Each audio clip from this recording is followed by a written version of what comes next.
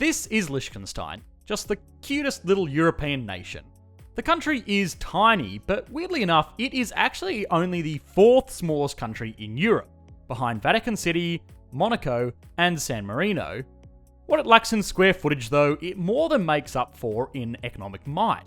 You see, this country is home to the 2nd richest people in the world, with a GDP per capita figure of $165,000, which is second only to, well, surprise surprise, Monaco.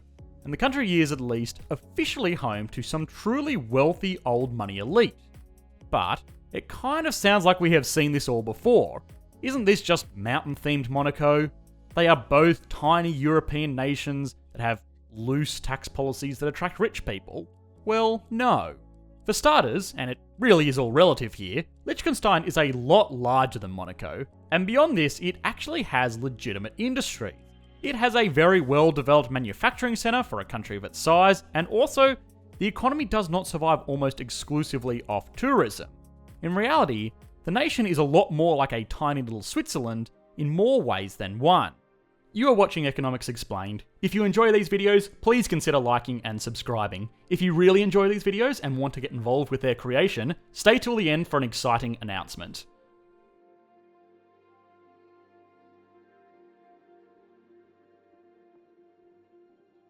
There are, of course, many surface-level similarities between Liechtenstein and Switzerland. First, of course, they are neighbouring countries, and the nation of Liechtenstein is almost exclusively dependent on Switzerland for its energy and utilities requirements. They also share a currency and have formed an economic union. Right there. Right in the middle of the European Union. Can't imagine that being annoying at all. The thing is, though, these nations seem like they should be competitors. Both of them rely heavily on their financial services sector to deliver the kind of prosperity that they enjoy today. But the relationship between the two nations goes way beyond this.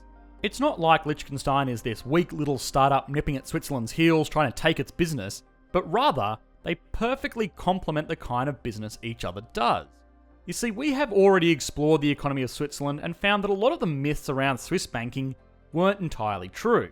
But fortunately, for a lot of Swiss financial institutions, they have set up subsidiaries in Liechtenstein where these types of banking secrecy laws and exotic company structures can still be set up. Facilitating company structures for extremely wealthy individuals and companies is the primary industry of the nation.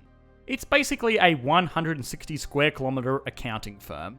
And this is not to say that they are doing anything malicious, like facilitating money laundering or anything like that.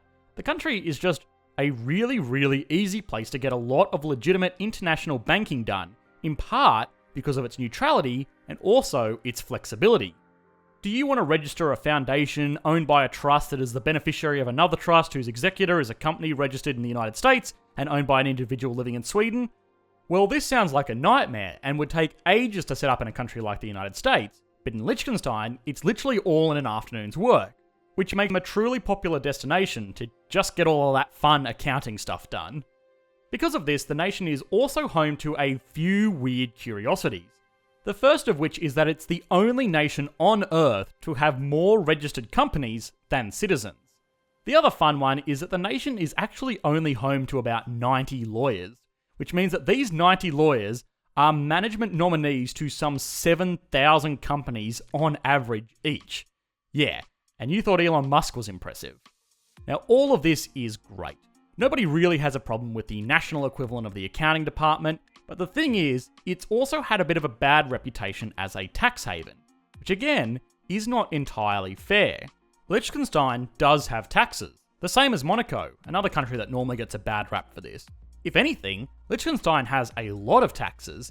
They even have the big scary kind of tax, a wealth tax, which rich people really hate. A wealth tax is a tax levied on someone's net worth rather than just their income. A super wealthy individual like Jeff Bezos doesn't actually make that much income. Sure, he draws a salary from being the CEO of Amazon, but it's pretty insignificant compared to his wealth. An individual like Jeff Bezos got so rich because he had assets, most notably Amazon shares, that appreciated in value. Now, Jeff Bezos never needs to pay taxes on these shares until he actually sells them, which effectively means he probably pays a far lower relative tax rate than you or I.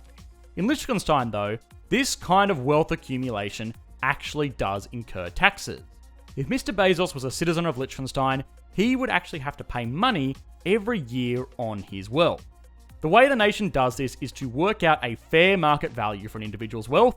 Let's say Jeff Bezos here has $100 billion worth of Amazon shares, and for simplicity's sake, let's say he does not own anything else. What the nation would do is say an asset like that share portfolio is likely to deliver some kind of return, even if it's not a cash return.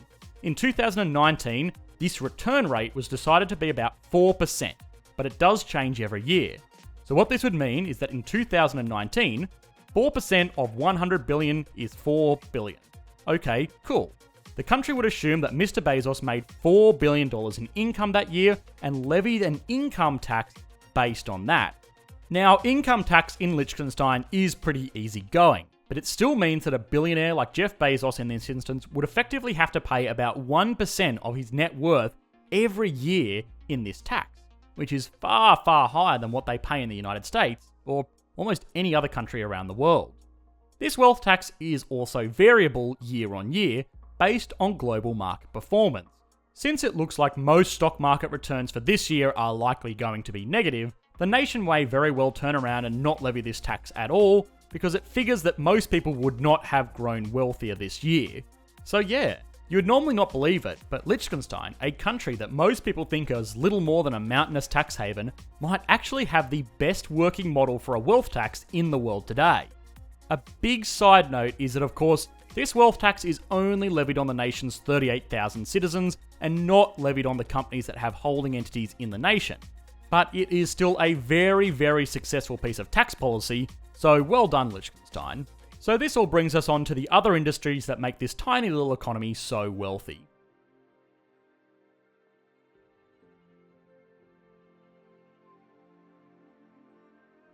So here is the thing that makes Liechtenstein a proper nation that just happens to have a small landmass, rather than being a typical micronation.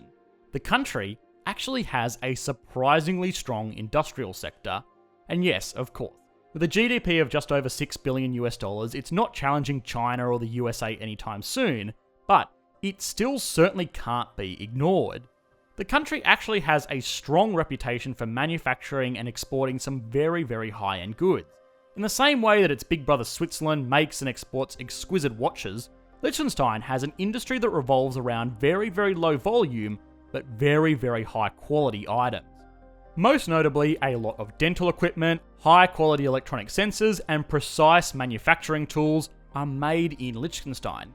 These are actually the perfect industries for this type of nation. For starters, of course, the average Liechtensteiner, and yes, that is what the citizens of Liechtenstein are called, demand very, very high wages because the country is very, very rich. So you can't have people like this making t-shirts and iPhones. You need the kind of high-skilled manufacturing that takes a lot of expertise and does not benefit from economies of scale. The market for high-speed dental drills is not very big, so there really isn't the capacity for a major industrial powerhouse like China to just make 1 million dental drills at a time to bring down unit cost. There just isn't enough demand. The other thing is, dentists are rich, and they have no problem spending hundreds of thousands of dollars in equipping their practices with good, reliable, and safe surgical equipment. So this means that even a teeny tiny nation like Liechtenstein is able to compete with far more developed industrial centres. Liechtenstein's total exports are around $3.76 billion a year, and its imports are around $2.2 billion a year, which means that not only is this tiny country running a 50% trade surplus, it also has the highest net exports to GDP ratio of any country in the entire world.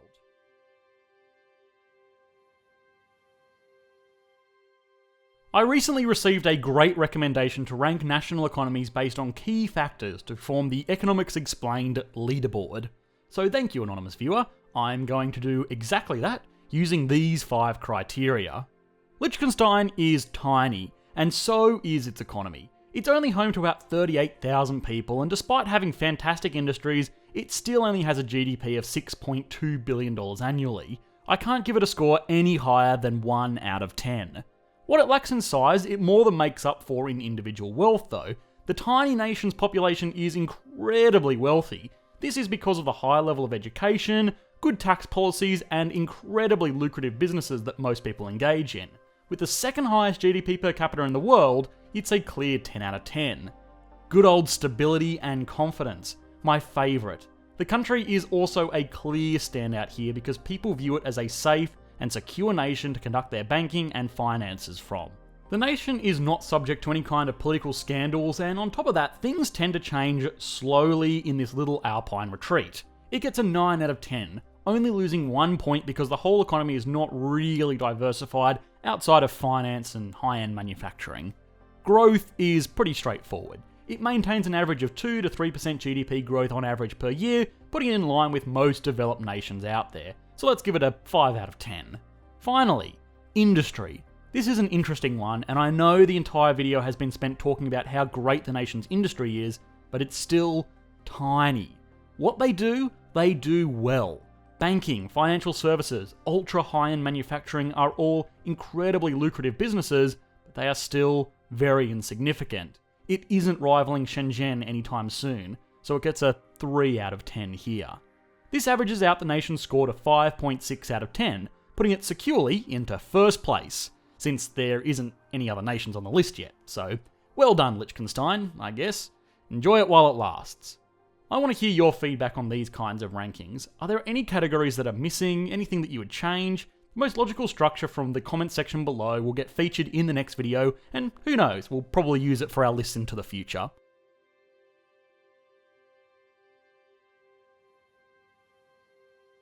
Of course, the economy of Liechtenstein is very, very small, as is its landmass and its population. It's not a country where I will be able to talk endlessly about its economic development throughout history, and it's not a nation that is going to cause huge waves in the global economy. But it's not a nation that should be disregarded as a complete triviality. It's not a Vatican City or a Sealand or whatever independent state people are trying to claim in the middle of Australia this week. It is a fully fledged national economy with all of the characteristics that we take for granted in a regular economy.